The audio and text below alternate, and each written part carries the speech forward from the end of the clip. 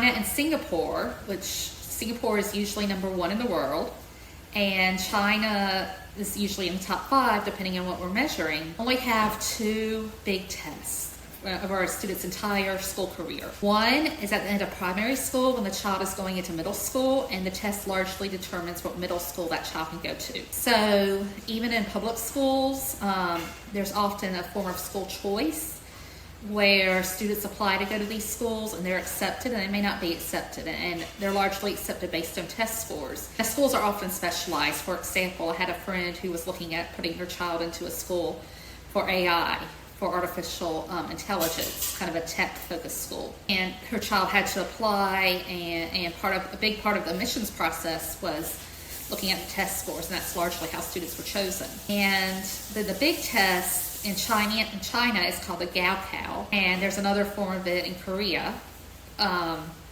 where in the at the end of school, in what would be considered the 12th grade, students take a very large, very extensive test, and this test is taken extremely seriously. They actually stop traffic for this test in China, which I can't think of anybody stopping traffic for a test here, but it's considered so important, and the scores of the students is considered so important. Traffic actually stops so that students get to the testing site on time. And students in China do crazy things like sometimes they'll go to like a cram school right before the test, and they'll actually live at this school and